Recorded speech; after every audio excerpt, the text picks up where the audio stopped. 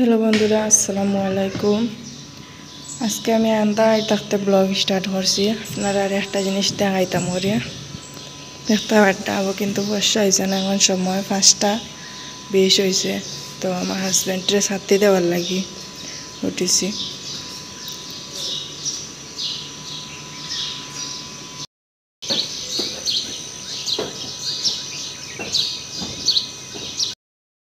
গরিবের কষ্ট বুঝার ক্ষমতা কোনো মানুষের নাই। আপনারা দেখতে পারেন সকালে আনতা রয়েছে, দেশের মানুষের তো বুঝবা বিদেশ কাছ থেকে পয়সা পড়ে কতক্ষণ কষ্ট।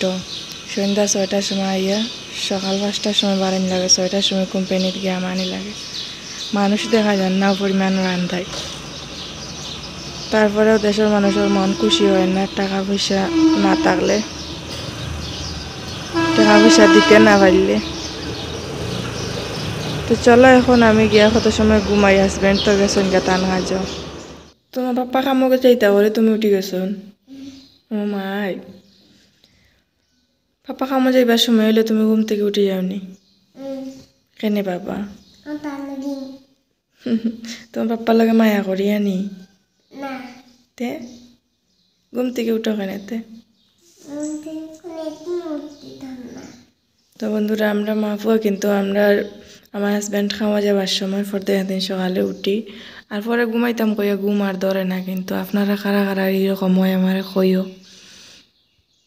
এখন চলো অন্য কোনো কাজকর্ম করি, এখন তো ঘুম আর আইতো না, উঠিলেও ঘুম আইতো না। তুমি লেখো রাইনি, আমি দেখি। আর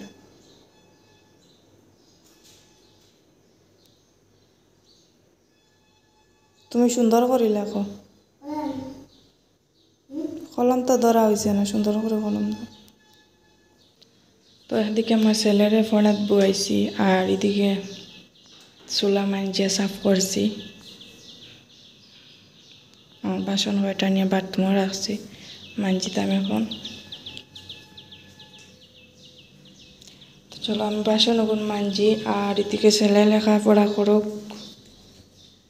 তো বাসন কয়টা মাঞ্জি আনিয়ে রাখছি, আর এখন রাতকু ডাইল বানাইছিলাম। ডাইল রয়েছে, যেহেতু আমরা মধ্যবিত্ত ফ্যামিলির মানুষ, তো একবেলার তরকারি আমরা কিন্তু 2 বেলাও খাই, কইতে কোনো শরম না।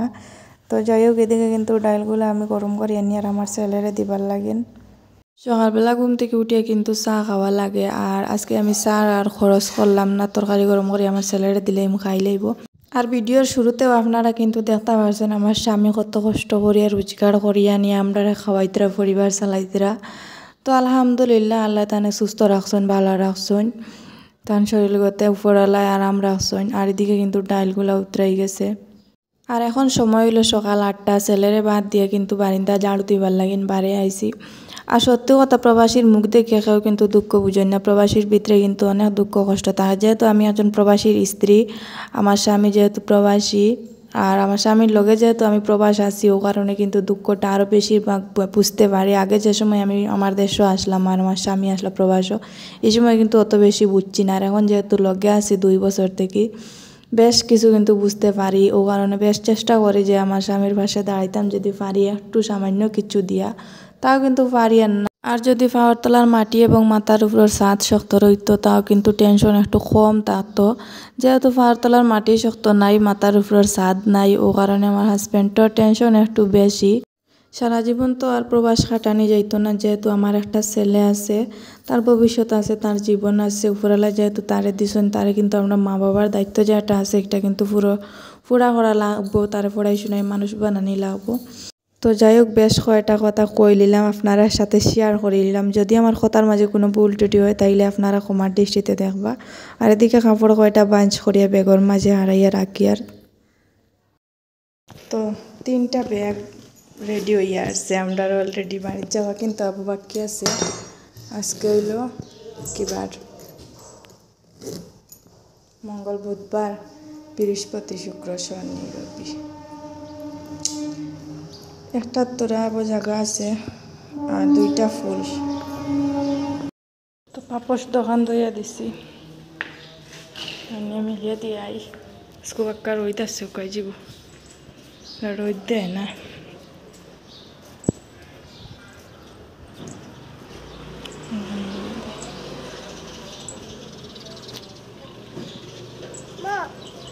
জি তুমি পাইকান মিলে আছো দুই কান দুকান আমার কানান চপম্বাই চলো হুকাপ করে চলো। তো কাম কাজ সব কিছু করা শেষ হয়ে গেছে, এখন আলু বানাই রাখছি, টমেটো একটা দিয়ে আর রাখছি পরে কাটি মার পেঁয়াজ একটা, আলু টমেটো ভাজি বানাই আর ডাইল আছে।